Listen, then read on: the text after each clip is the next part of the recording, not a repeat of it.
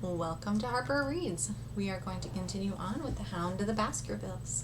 We are on Chapter 9, second report of Dr. Watson. Let's see what he has to say. The Light Upon the Moor, Baskerville Hall, October 15th. My dear Holmes, if I was compelled to leave you without much news during the early days of my mission, you must acknowledge that I am making up for lost time, and that events are now crowding thick and fast upon us. In my last report, I ended upon my top note with Barrymore at the window, and now I have quite a budget already which will, unless I am much mistaken, considerably surprise you.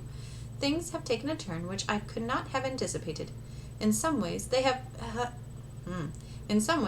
within the last 48 hours become much clearer, and in some ways they have become more complicated. But I will tell you all, and you shall judge for yourself. Before breakfast, on the morning following my adventure, I went down the corridor and examined the room in which Barrymore had been on the night before. The western window, through which he had stared so intently, has, I noticed, one peculiarity above all other windows in the house. It commands the nearest outlook onto the moor. There is an opening between two trees which enables one from this point of view to look right down upon it, while from all the other windows it is only a distant glimpse which can be obtained. It follows, therefore, that Barrymore, since only this window could serve the purpose, must have been looking out for something or somebody upon the moor. The night was very dark, so I can hardly imagine how he could have hoped to see anyone. It had struck me that it was possible that some love intrigue was on foot. That would have accounted for his stealthy movements, and also for the uneasiness of his wife. The man is a striking-looking fellow, very well equipped to steal the heart of a country girl, so that this theory seemed to have something to support it. That opening of the door, which I had heard after I had returned to my room, might mean that he had gone out to keep some clandestine appointment. So I reasoned with myself in the morning, and I tell you the direction of my suspicions, however much the result may have shown that they were unfounded. But whatever the true explanation of Barrymore's movements might be, I felt that the responsibility of keeping them to myself until I could explain them was more than I could bear. I had an interview with the baronet in his study after breakfast, and I told him all that I had seen. He was less surprised than I had expected. I knew that Barrymore walked about at nights, and I had a mind to speak to him about it, said he. 2 or 3 times I have heard his steps in the passage coming and going, just about the hour you name. Perhaps then he pays a visit every night to that particular window, I suggested. Perhaps he does. If so, we should be able to shadow him and see what it is that he is after. I wonder what your friend Holmes would do if he were here. I believe that he would do exactly what you now suggest, said I. He would follow Barrymore and see what he did. Then we shall do it together. But surely he would hear us. The man is rather deaf, and in any case we must take our chance of that. We'll sit up in my room tonight and wait until he passes. Sir Henry rubbed his hands with pleasure, and it was evident that he hailed the adventure as a relief to his somewhat quiet life upon the moor. The baronet has been in communication with the architect who prepared the plans for Sir Charles, and with a contractor from London, so that we may expect great changes to begin here soon. There have been decorators and furnishers up from Plymouth, and it is evident that our friend has large ideas and means to spare no pains or expense to restore the grandeur of his family. When the house is renovated and refurnished, all that he will need will be a wife to make it complete. Between ourselves, there are pretty clear signs that this will not be wanting if the lady is willing, for I have seldom seen a man more infatuated with a woman than he is with our beautiful neighbor, Miss Stapleton. And yet the course of true love does not run quite as smoothly as one would under the circumstances expect. Today, for example, its surface was broken by a very unexpected ripple, which has caused our friend considerable perplexity and annoyance. After the conversation which I have quoted about Barrymore, Sir Henry put on his hat and prepared to go out. As a matter of course, I did the same. "What, are you coming, Watson?" he asked, looking at me in a curious way. "That depends on whether you are going on the moor," said I. "Yes, I am." "Well, you know what my instructions are. I am sorry to intrude, but you heard how earnestly Holmes insisted that I should not leave you, and especially that you should not go alone upon the moor." Sir Henry put his hand upon my shoulder with a pleasant smile. "My dear fellow," said he, "Holmes, with all his wisdom, did not foresee some things which have happened since I have been on the moor. You understand me? I am sure that you are the last man in the world who would wish to be a spoil-sport. I must go out alone." It put me in a most awkward position. I was at a loss what to say or what to do, and before I had made up my mind, he picked up his cane and was gone. But when I came to think the matter over, my conscience reproached me bitterly for having, on any pretext, allowed him to go out of my sight. I imagined what my feelings would be if I had to return to you and confess that some misfortune had occurred through my disregard for your instructions. I assure you, my cheeks flushed at the very thought. It might not even now be too late to overtake him, so I set off at once in the direction of Merripit House. I hurried along the road at the top of my speed without seeing anything of Sir Henry until I came to the point where the moor path branches off. There, fearing that perhaps I had come in the wrong direction after all, I mounted a hill from which I could command a view, the same hill which is cut into the dark quarry. Thence I saw him at once. He was on the moor path, about a quarter of a mile off, and a lady was by his side who could only be Miss Stapleton. It was clear that there was already an understanding between them, and that they had met by appointment. They were walking slowly along in deep conversation, and I saw her making quick little movements of her hands, as if she were very earnest in what she was saying, while he listened intently, and once or twice shook his head in strong dissent. I stood among the rocks watching them, very much puzzled as to what I should do next. To follow them and break into their intimate conversation seemed to be an outrage, and yet my clear duty was never for an instant to let him out of my sight. To act the spy upon a friend was a hateful task. Still, I could see no better course than to observe him from the hill, and to clear my conscience by confessing to him afterwards what I had done. It is true that if any sudden danger had threatened him, I was too far away to be of use, and yet I am sure that you will agree with me that the position was very difficult, and that there was nothing more which I could do. Our friend Sir Henry and the lady had halted on the path and were standing deeply absorbed in their conversation, when I was suddenly aware that I was not the only witness of their interview. A wisp of green floating in the air caught my eye, and another glance showed me that it was carried on a stick by a man who was moving among the broken ground. It was Stapleton, with his butterfly net. He was very much closer to the pair than I was, and he appeared to be moving in their direction. At this instant Sir Henry suddenly drew Miss Stapleton to his side. His arm was round her, but it seemed to me that she was straining away from him with her face averted. He stooped his head to hers, and she raised one hand as if in protest. Next moment I saw them spring apart and turn hurriedly around. Stapleton was the cause of the interruption. He was running wildly toward them, his absurd net dangling behind him. He gesticulated and almost danced with excitement in front of the lovers. What the scene meant I could not imagine, but it seemed to me that Stapleton was abusing Sir Henry, who offered explanations, which became more angry as the other refused to accept them. The lady stood by in haughty silence. Finally, Stapleton turned upon his heel and beckoned in a peremptory way to his sister, who, after an irresolute glance at Sir Henry, walked off by the side of her brother. The naturalist's angry gesture showed that the lady was included in his displeasure. The baronet stood for a minute looking after them, and then he walked slowly back the way that he had come, his head hanging, the very picture of dejection. What all this meant I could not imagine, but I was deeply ashamed to have witnessed so intimate a scene without my friend's knowledge. I ran down the hill, therefore, and met the baronet at the bottom. His face was flushed with anger, and his brows were wrinkled, like one who is at his wits' end what to do. "Hallo, Watson! Where have you dropped from?" said he. "You don't mean to say that you came after me in spite of all?" I explained everything to him, how I had found it impossible to remain behind, how I had followed him, and how I had witnessed all that had occurred. For an instant his eyes blazed at me, but my frankness disarmed his anger, and he broke at last into a rather rueful laugh. "You would have thought the middle of that prairie a fairly safe place for a man to be private," said he. "But, by thunder, the whole countryside seems to have been out to see me do my wooing, and a mighty poor wooing at that. Where had you engaged a seat?" "I was on the hill." "Quite in the back row, eh? But her brother was well up to the front. Did you see him come out on us?" "Yes, I did." "Did he ever strike you as being crazy, this brother of hers?" "I can't say that he ever did." "I dare say not. I always thought him sane enough until today, but you can take it straight from me that either he or I ought to be in a straitjacket. What's the matter with me, anyhow? You've lived near me for some weeks, Watson. Tell me straight now. Is there anything that would prevent me from making a good husband to a woman that I loved?" "I should say not." He can't object to my worldly position, so it must be myself that he has this down on. What has he against me? I never hurt man or woman in my life that I know of, and yet he would not so much as let me touch the tips of her fingers. Did he say so? That, and a deal more, I tell you, Watson.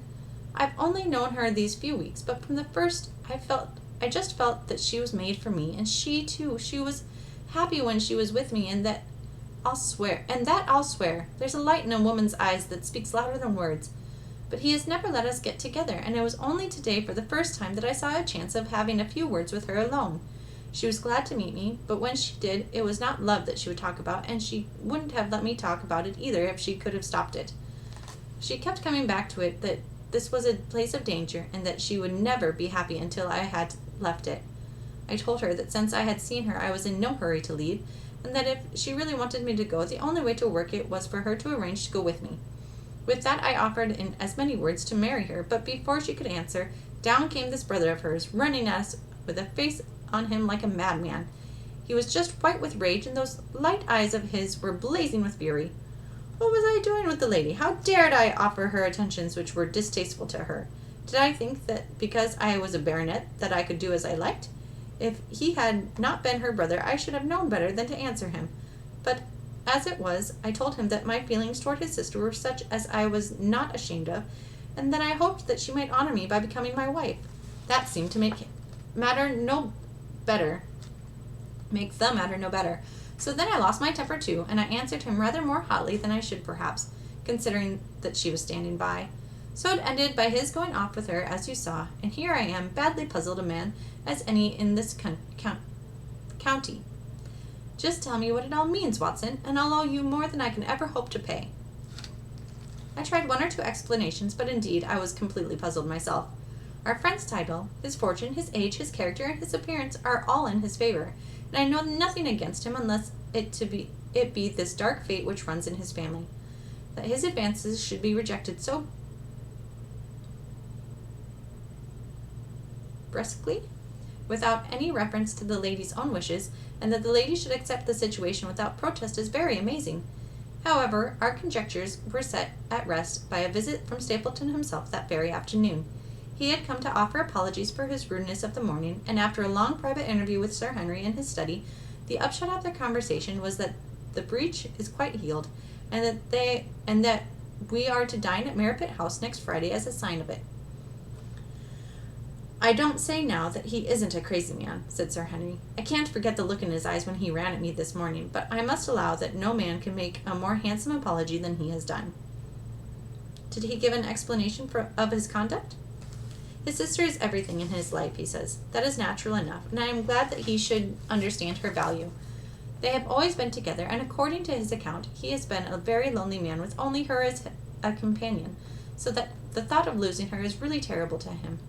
He had not understood, he said, that I was becoming attached to her, but when he saw with his own eyes that it was really so, and that she might be taken away from him, it gave him such a shock that for a time he was not responsible for what he said or did. He was very sorry for all that had passed, and he recognized how foolish and how selfish it was that he should imagine that he could hold a beautiful woman like his sister to himself for her whole life. If she had to leave him, he had rather it was to a neighbor like myself than to anyone else. But in any case, it was a blow to him, and it would take him some time before he could prepare himself to meet it. He would withdraw all opposition upon his part if I would promise for 3 months to let the matter rest, and to be content with cultivating the lady's friendship during that time without claiming her love. This I promised, and so the matter rests. So there is one of our small mysteries cleared up. It is something to have touched bottom anywhere in this bog in which we are floundering. We know now why Stapleton looked with disfavor upon his sister's suitor, even when the suitor was so eligible a one as Sir Henry. And now I pass on to another thread which I have extricated out of the tangled skein, the mystery of the sobs in the night, of the tear-stained face of Mrs. Barrymore, of the secret journey of the butler to the western lattice window. Congratulate me, my dear Holmes, and tell me that I have not disappointed you as an agent, that you do not regret the confidence which you showed in me when you sent me down. All these things have by one night's work been thoroughly cleared. I have said by one night's work, but in truth it was by 2 nights' work, for on the first we drew entirely blank. I sat up with Sir Henry in his rooms until nearly 3 o'clock in the morning, but no sound of any sort did we hear except the chiming clock upon the stairs. It was a most melancholy vigil, and ended by each of us falling asleep in our chairs. Fortunately, we were not discouraged, and we determined to try again. The next night, we lowered the lamp and sat smoking cigarettes without making the least sound. It was incredible how slowly the hours crawled by, and yet we were helped through it by the same sort of patient interest which the hunter must feel as he watches the trap into which he hopes the game may wander. 1 struck, and 2, and we had almost for the second time given up in despair, when in an instant we both sat bolt upright in our chairs, with all of our weary senses keenly on the alert once more. We had heard the creak of a step in the passage. Very stealthily we heard it pass along until it died away in the distance. Then the baronet gently opened his door, and we set out in pursuit. Already our man had gone round the gallery, and the corridor was all in darkness. Softly we stole along until we had come into the other wing. We were just in time to catch a glimpse of the tall black-bearded figure, his shoulders rounded, as he tiptoed down the passage. Then he passed through the same door as before, and the light of the candle framed it in the darkness and shot one single yellow beam across the gloom of the corridor. We shuffled cautiously toward it, trying every plank before we dared to put our whole weight upon it. We had taken the precaution of leaving our boots behind us, but even so the old board snapped and creaked beneath our tread. Sometimes it seemed impossible that he should fail to hear our approach. However, the man is fortunately rather deaf, and he was entirely preoccupied in what he was doing. When at last we reached the door and peeped through, we found him crouching at the window, candle in hand, his white, intent face pressed against the pane, exactly as we had seen him 2 nights before. We had arranged no plan of campaign, but the baronet is a man to whom the most direct way is always the most natural. He walked into the room, and as he did so, Barrymore sprang up from the window with a sharp hiss of his breath and stood, livid and trembling before us. His dark eyes, glaring out of the white mask of his face, were full of horror and astonishment as he gazed from Sir Henry to me.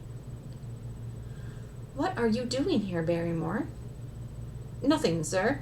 His agitation was so great that he could hardly speak, and the shadows sprang up and down from the shaking of his candle. "It was the window, sir. I go around at night to see that they are fastened." "On the 2nd floor?" "Yes, sir, all the windows." "Look here, Barrymore," said Sir Henry sternly. "We have made up our minds to have the truth out of you, so it will save you trouble to tell it sooner rather than later. Come now, no lies. What were you doing at that window?" The fellow looked at us in a helpless way, and he wrung his hands together like one who is in the last extremity of doubt and misery. "I was doing no harm, sir. I was holding a candle to the window." "And why were you holding a candle to the window?" "Don't ask me, Sir Henry, don't ask me. I give you my word, sir, that it is not my secret, and that I cannot tell it. If it concerned no one but myself, I would not try to keep it from you." A sudden idea occurred to me, and I took the candle from the trembling hand of the butler. "He must have been holding it as a signal," said I. "Let us see if there is any answer." I held it as he had done, and stared out into the darkness of the night. Vaguely I could discern the black bank of the trees and the lighter expanse of the moor, for the moon was behind the clouds. And then I gave a cry of exultation, for a tiny pinpoint of yellow light had suddenly transfixed the dark veil and glowed steadily in the center of the black square framed by the window. "There it is!" I cried. No, sir, it is nothing at all," the butler broke in. "I assure you, sir." "Move your light across the window, Watson," cried the baronet.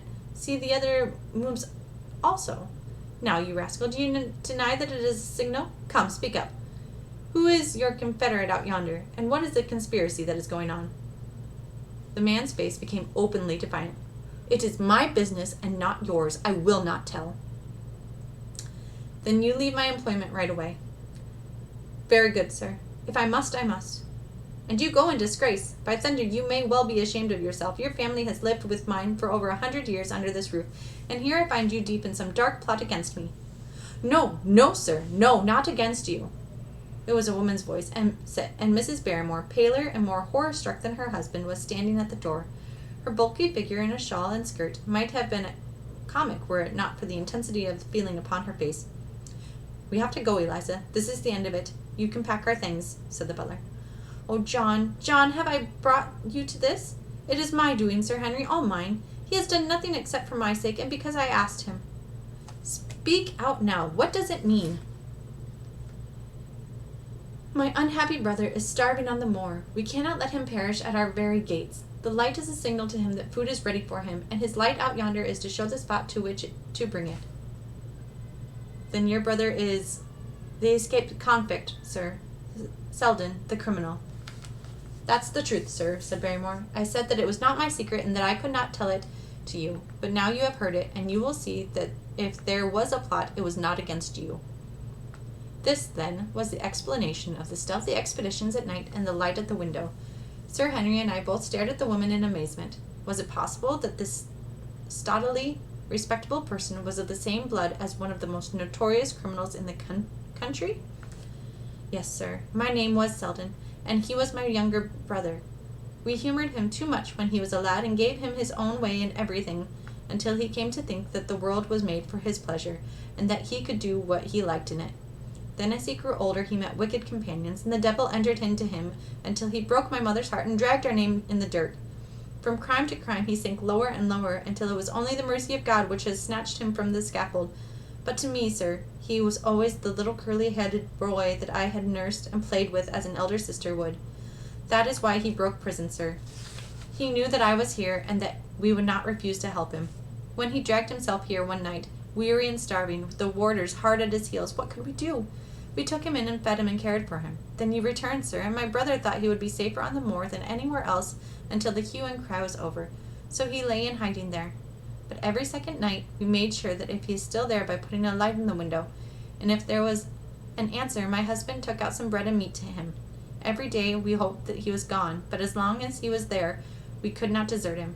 That is the whole truth, and I am an honest Christian woman, and you will see that if there is blame in the matter, it does not lie with my husband, but with me, for whose sake he has done all that he has. The woman's words came with an intense earnestness which carried conviction with them. Is this true, Barrymore? Yes, Sir Henry, every word of it. Well, I cannot blame you for standing by your own wife. Forget what I have said. Go to your room, you two, and we shall talk further about this matter in the morning. When they were gone, we looked out the window again. Sir Henry had flung it open, and the cold night wind beat upon our faces. Far away in the black distance there still glowed that one tiny point of yellow light. I wonder he dares, said Sir Henry. It may be so placed as to be the only visible from here. Very likely. How far do you think it is? Out by the left tor, I think. Not more than a mile or two off. Hardly that. Well, it cannot be far if Barrymore had to carry out the food to it, and he is waiting, this villain, beside that candle. By thunder, Watson, I am going out to take that man. The same thought had crossed my own mind. It was not as if the Barrymores had taken us into their confidence. Their secret had been forced from them. The man was a danger to the community, and an unmitigated scoundrel for whom there was neither pity nor excuse. We were only doing our duty in taking this chance of putting him back where he could do no harm. With his brutal and violent nature, others would have to pay the price if we held our hands. Any night, for example, our neighbors the Stapletons might be attacked by him, and it may have been the thought of this which made Sir Henry so keen upon the adventure. I will come, said I. Then get your revolver and put on your boots. The sooner we start the better, as the fellow may put out his light and be off. In 5 minutes we were outside the door, starting upon our expedition. We hurried through the dark shrubbery, amid the dull moaning of the autumn wind and the rustle of the falling leaves. The night air was heavy with the smell of damp and decay. Now and again the moon peeped out for an instant, but clouds were driving over the face of the sky, and just as we came out of the moor, a thin rain began to fall. The light still burned steadily in front. Are you armed? I asked. I have a hunting crop. We must be close in on him rapidly, for he is said to be a desperate fellow. We shall take him by surprise and have him at our mercy before he can resist. I say, Watson, said the baronet, what would Holmes say to this? How about that hour of darkness in which the power of evil is exalted? As if in answer to his words, there rose suddenly out of the vast gloom of the moor that strange cry which I had already heard upon the borders of the great Grimpen Mire. It came with the wind through the silence of the night, a long, deep mutter, then a rising howl, and then the sad moan in which it died away. Again and again it sounded, and the whole air throbbing with it, strident, wild, and menacing. The baronet caught my sleeve, and his face glimmered white through the darkness. "My God, what's that, Watson?" "I don't know. It's the sound they have on the moor. I heard it once before." It died away, and an absolute silence closed in upon us. We stood straining our ears, but nothing came. "Watson," said the baronet, "it was the cry of a hound." My blood ran cold in my veins, for there was a break in his voice which told of the sudden horror which had seized him. "What do they call this sound?" he asked. "Who?" "The folk on the countryside." "Oh, they are ignorant people. Why should you mind what they call it? Tell me, Watson, what do they say of it?" I hesitated, but could not escape the question. "They say it is the cry of the Hound of the Baskervilles." He groaned and was silent for a few moments. "A hound it was," he said at last, "but it seemed to come from miles away, over yonder, I think." "It was hard to say whence it came. It rose and fell with the wind. Isn't that the direction of the great Grimpen Mire?" "Yes, it is." "Well, it was up there. Come now, Watson, didn't you think yourself that it was the cry of a hound? I am not a child. You need not fear to speak the truth." Stapleton was with me when I heard it last. He said that it might be the calling of a strange bird. No, it was a hound. My God, can there be some truth in all these stories? Is it possible that I am really in danger from so dark a cause? You don't believe it, do you, Watson?" No.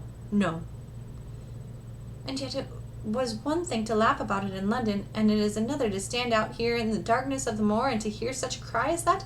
And my uncle! There was the footprint of the hound beside him as he lay. It all fits together. I don't think that I am a coward, Watson, but that sound seemed to freeze my very blood. Feel my hand. It was as cold as a block of marble. You'll be all right tomorrow. I don't think I'll get that cry out of my head. What do you advise that we do now? Shall we turn back?" "No, by thunder, we have come out here to get our man, and we'll do it. We after the convict, and a hellhound, as likely as not, after us. Come on, we'll see it through if all the fiends of the pit were loose upon the moor." We stumbled slowly along in the darkness, with the black loom of the craggy hills around us, and the yellow speck of light burning steadily in front. There is nothing so deceptive as the distance of a light upon a pitch-dark night, and sometimes the glimmer seemed to be far away upon the horizon, and sometimes it might have been a few yards in front of us. But at last we could see whence it came, and then we knew that we were indeed very close. A guttering candle was stuck in a crevice of the rocks which flanked it on each side, so as to keep the wind from it, and also to prevent it from being visible, save in the direction of Baskerville Hall. A boulder of granite concealed our approach, and crouching behind it, we gazed over it at the signal light. It was strange to see this single candle burning there in the middle of the moor with no sign of life near it, just the one straight yellow flame and the gleam of the rock on each side of it. "What shall we do now?" whispered Sir Henry. "Wait here. He must be near his light. Let us see if we can get a glimpse of him." The words were hardly out of my mouth when we both saw him. Over the rocks, in the crevice of which the candle burned, there was thrust out an evil yellow face, a terrible animal face, all seamed and scored with vile passions. Foul with mire, with a bristling beard, and hung with matted hair, it might well have belonged to one of those old savages who dwelt in the burrows of the hillside. The light beneath him was reflected in his small, cunning eyes, which peered fiercely to right and left through the darkness like a crafty and savage animal who had heard the steps of the hunters. Something had evidently aroused his suspicions. It may have been that Barrymore had some private signal which we had neglected to give, or the fellow may have had some other reason for thinking that all was not well, but I could read his fears upon his wicked face. Any instant he might dash out the light and vanish in the darkness. I sprang forward, therefore, and Sir Henry did the same. At the same moment, the convict screamed out a curse at us, and hurled a rock which splintered up against the boulders which had sheltered us. I caught one glimpse of his short, squat, strongly built figure as he sprang to his feet and turned to run. At the same moment, by a lucky chance, the moon broke through the clouds. We rushed over the brow of the hill, and there was our man, running with great speed down the other side, springing over the stones in his way with the activity of a mountain goat. A lucky long shot by my revolver might have crippled him, but I had brought it only to defend myself if attacked, and not to shoot an unarmed man who was running away. We were both swift runners, and in fairly good training, but we soon found that we had no chance of overtaking him. We saw him for a long time in the moonlight until he was only a small speck moving swiftly among the boulders upon the side of a distant hill. We ran and ran until we were completely blown, but the space between us grew ever wider. Finally we stopped and sat panting on 2 rocks while we watched him disappearing in the distance. And it was at this moment that there occurred a most strange and unexpected thing. We had risen from our rocks and were turning to go home, having abandoned the hopeless chase. The moon was low upon the right, and the jagged pinnacle of a granite tor stood up against the lower curve of its silver disk. There, outlined as black as an ebony statue on this shining background, I saw the figure of a man upon the tor. Do not think that it was a delusion, Holmes. I assure you that I have never in my life seen anything more clearly. As far as I could judge, the figure was that of a tall, thin man. He stood with his legs a little separated, his arms folded, his head bowed, as if he were brooding over that enormous wilderness of peat and granite which lay before him. He might have been the very spirit of that terrible place. It was not the convict. This man was far from the place where the latter had disappeared. Besides, he was a much taller man. With a cry of surprise, I pointed him out to the baronet, but in the instant during which I had turned to grasp his arm, the man was gone. There was the sharp pinnacle of granite still cutting the lower edge of the moon, but its peak bore no trace of the silent and motionless figure. I wished to go in the direction and to search the tor, but it was some distance away. The baronet's nerves were still quivering from that cry, which recalled the dark story of his family, and he was not in the mood for fresh adventures. He had not seen this lonely man upon the tor, and could not feel the thrill which his strange presence and his commanding attitude had given me. "A warder, no doubt," said he. "The moor has been thick with them since this fellow escaped."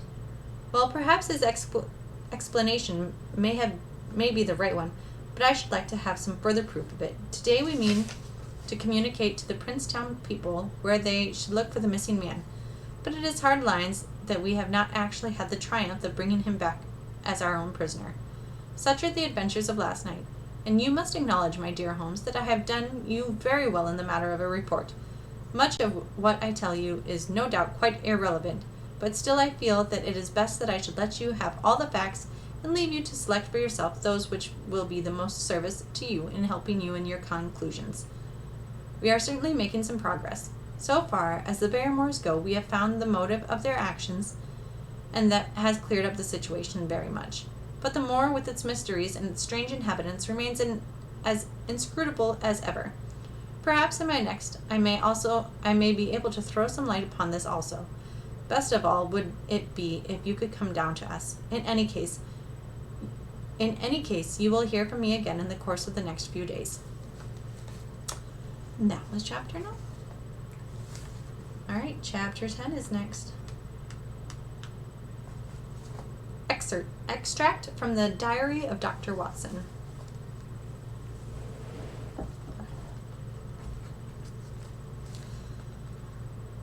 So far, I have been able to quote from the reports which I have forwarded during these early days to Sherlock Holmes. Now, however, I have arrived at a point in my narrative where I am compelled to abandon this method and to trust once more to my recollections, aided by the diary which I kept at the time. A few extracts from the latter will carry me on to those scenes which are indelibly fixed in every detail upon my memory. I proceed, then, from the morning which followed our abortive chase of the convict and our other strange experiences upon the moor. October 16th. A dull and foggy day with a drizzle of rain. The house is banked in with rolling clouds, which rise now and then to show the dreary curves of the moor, with thin silver veins upon the sides of the hills, and the distant boulders gleaming where the light strikes upon their wet faces. It is melancholy outside and in. The baronet is in a black reaction after the excitements of the night.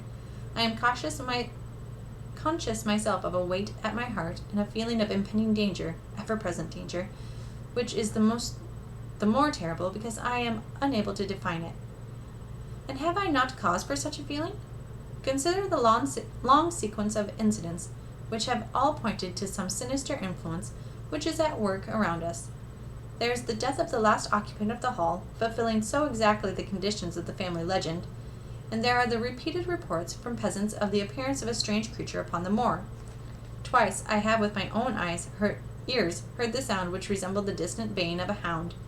It is incredible, impossible, that it should really be outside the ordinary laws of nature.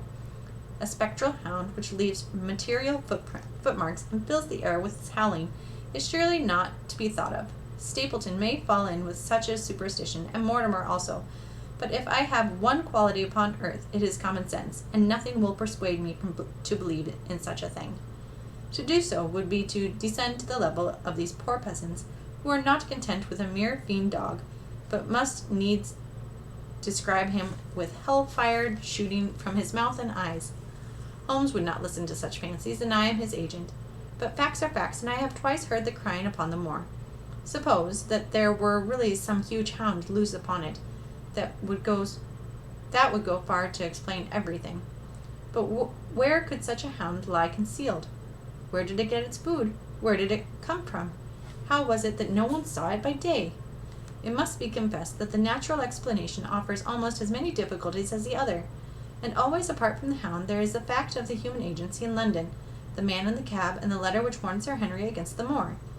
This at least was real, but it might have been the work of a protecting friend as easily as an enemy. Where is that friend our enemy now? Has he remained in London, or has he followed us down here? Could he be the stranger whom I saw upon the tor? It is true that I have had only the one glance at him, and yet there are some things to which I am ready to swear. He was no one whom I have seen down here, and I have now met all the neighbors. The figure was far taller than that of Stapleton, far thinner than that of Frankland. Barrymore it might possibly have been, but we had left him behind us, and I am certain that he could not have followed us. A stranger, then, is still dogging us, just as a stranger dogged us in London. We have never shaken him off. If I could lay my hands upon that man, then at last we might find ourselves at the end of all our difficulties. To this one purpose I must now devote all my energies. My first impulse was to tell Sir Henry all my plans. My second, and wisest one, is to play my own game, and speak as little as possible to anyone. He is silent and distrait. His nerves have been strangely shaken by that sound upon the moor. I will say nothing to add to his anxieties, but I will take my own steps to attain my own end. We had a small scene this morning after breakfast. Barrymore asked leave to speak with Sir Henry, and they were closeted in his study some little time. Sitting in the billiard room, I more than once heard the sound of voices raised, and I had a pretty good idea what the point was which was under discussion. After a time the baronet opened his door and called for me. Barrymore considers that he has a grievance, he said. He thinks that it was unfair on our part to hunt his brother-in-law down when he, of his own free will, had told us the secret. The butler was standing very pale but very collected before us. I may have spoken too warmly, sir, said he, and if I have, I am sure that I beg your pardon. At the same time, I was very much surprised when I heard you two gentlemen come back this morning and learned that you have been chasing Selden. The poor fellow has enough to fight against without my putting more upon his track. If you had told us of your own free will, it would have been a different thing, said the baronet. You only told us, or rather your wife only told us, when it was forced from you, and you could not help yourself. I didn't think you would have taken advantage of it, Sir Henry. Indeed, I didn't. The man is a public danger. There are lonely houses scattered over the moor, and he is a fellow who would stick at nothing.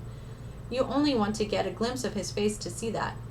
Look at Mr. Stapleton's house, for example, with no one but himself to defend it.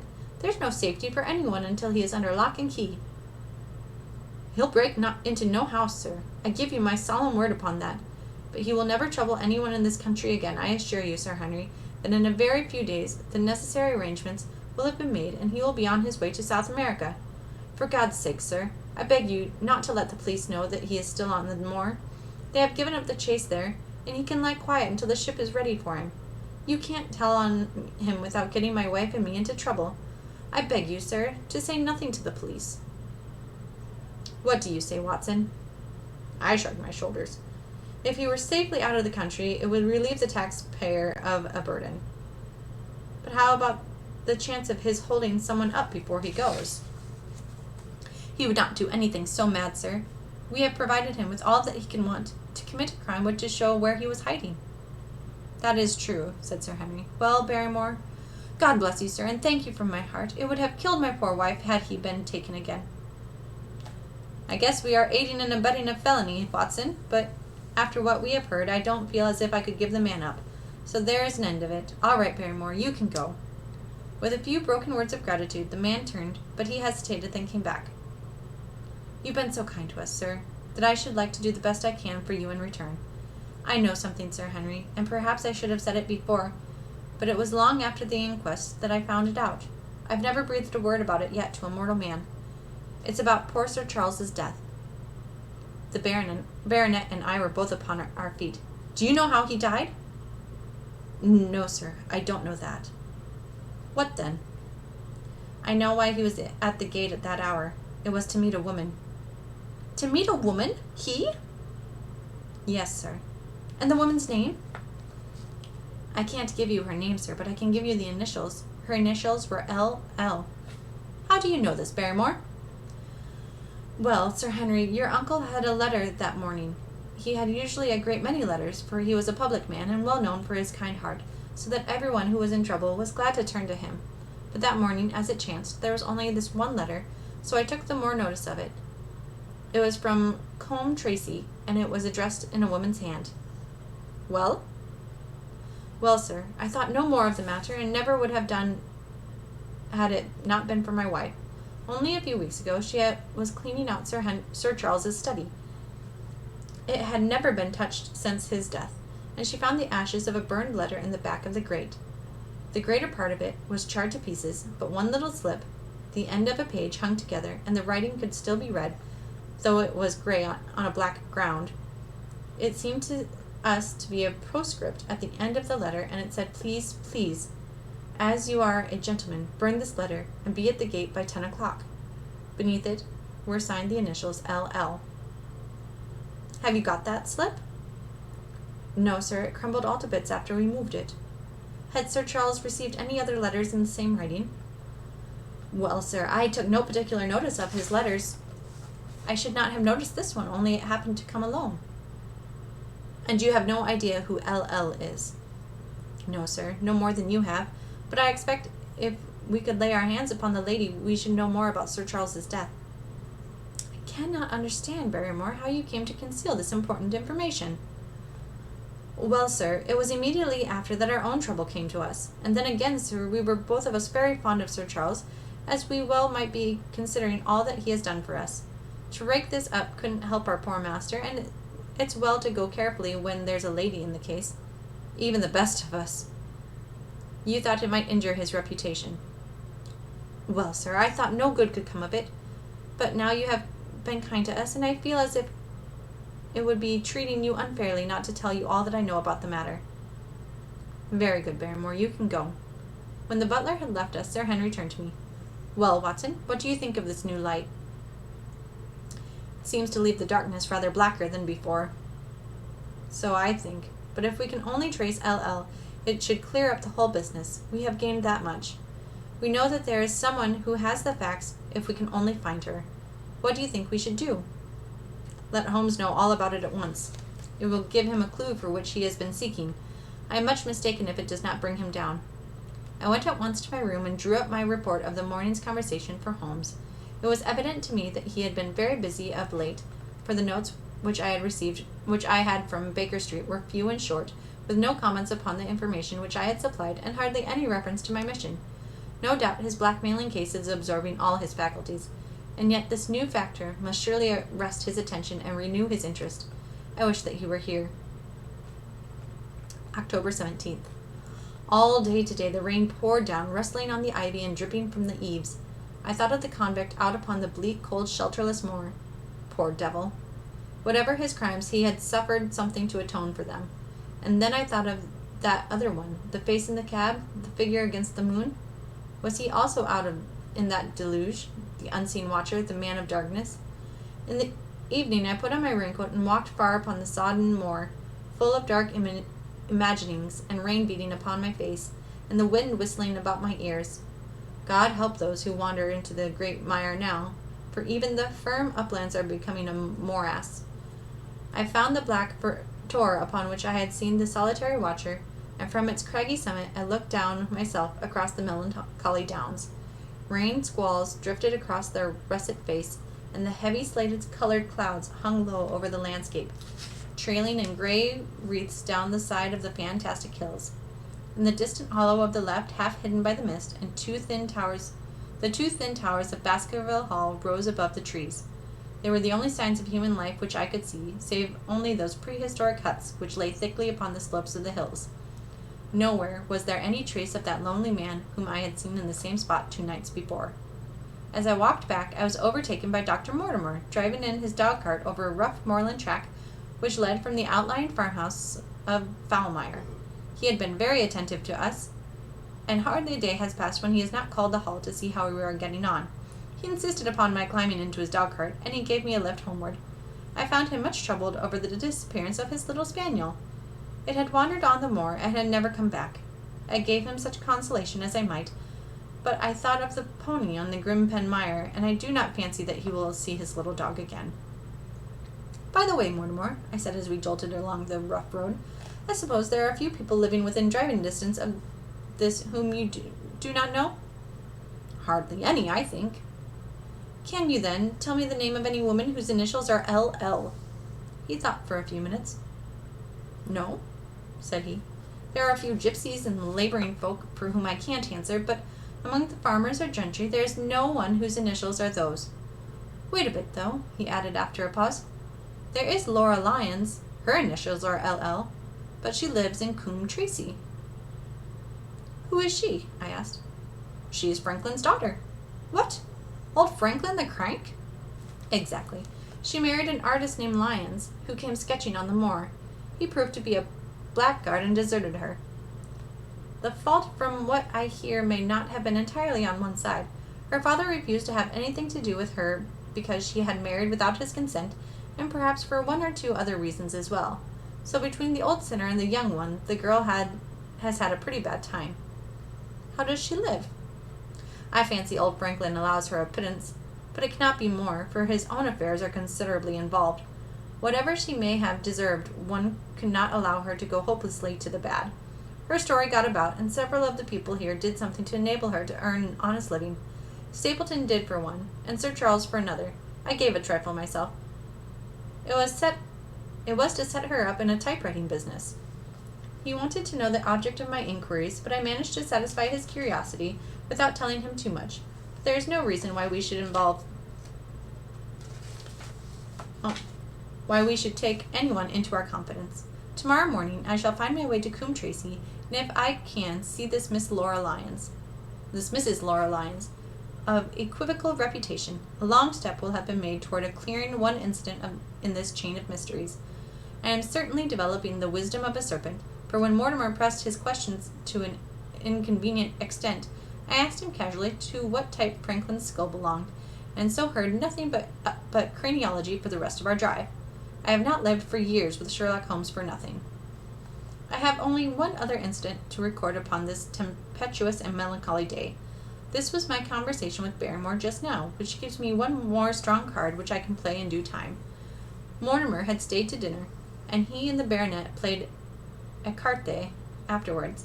The butler brought me my coffee into the library, and I took a chance to ask him a few questions. Well, said I, has this precious relation of yours departed, or is he still lurking out yonder?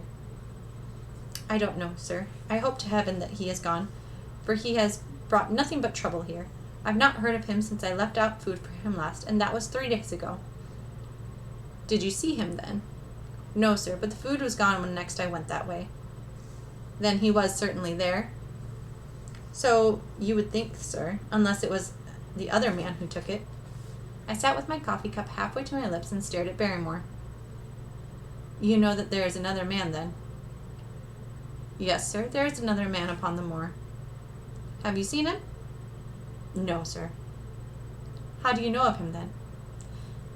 Selden told me of him, sir. A week ago or more. He's in hiding, too, but he's not a convict as far as I can make out. I don't like it, Dr. Watson. I tell you straight, sir, that I don't like it. He spoke with a sudden passion of earnestness. Now listen to me, Barrymore. I have no interest in this matter but that of your master. I have come here with no object except to help him. Tell me frankly, what is it that you don't like?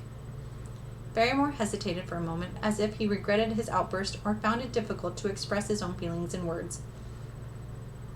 It's all these goings-on, sir, he cried at last, waving his hand toward the rain-lashed windows which faced the moor. There's foul play somewhere, and there's black villainy brewing. To that I'll swear. Very glad I should be, sir, to see Sir Henry on his way back to London again. But what is it that alarms you? Look at Sir Charles's death. That was bad enough for all that the coroner said. Look at the noises on the moor at night. There's not a man would cross it after sundown if he was paid for it. Look at this stranger hiding out yonder and watching and waiting. What's he waiting for? What does it mean? It means no good to anyone of the name of Baskerville, and very glad I shall be to be quit of it, all on the day that Sir Henry's new servants are ready to take over the hall. But about the stranger, said I, can you tell me anything about him? What did Selden say? Did he find out where he hid or what he was doing? He saw him once or twice, but he is a deep one and gives nothing away. At first he thought that he was the police, but soon he found that he had some lay of his own. A kind gentleman he was, as far as he could see, but what he was doing out here he could not make out. And what did he say that? And where did he say that he lived? Among the old houses on the hillside, the stone huts where the old folk used to live. But how about food? Selden found out that he has got a lad who works for him and brings all that he needs. I dare say he goes to Combe Tracy for what he wants. Very good, Barrymore. We may talk further of this some other time. When the butler had gone, I walked over to the black window, and I looked through a blurred pane at the driving clouds and at the tossing outline of the windswept trees. It is a wild night indoors, and what must it be in a stone hut upon the moor? What passion of hatred can it be which leads a man to lurk in such a place at such a time? And what deep and earnest purpose can he have which calls for such a trial? There, in that hut upon the moor, seems to lie the very center of that problem which has vexed me so sorely. I swear that another day shall not have passed before I have done all that man can do to reach the heart of this mystery. And there's the end of chapter 10. Alright. Thank you for watching, and I will see you guys later. Happy reading.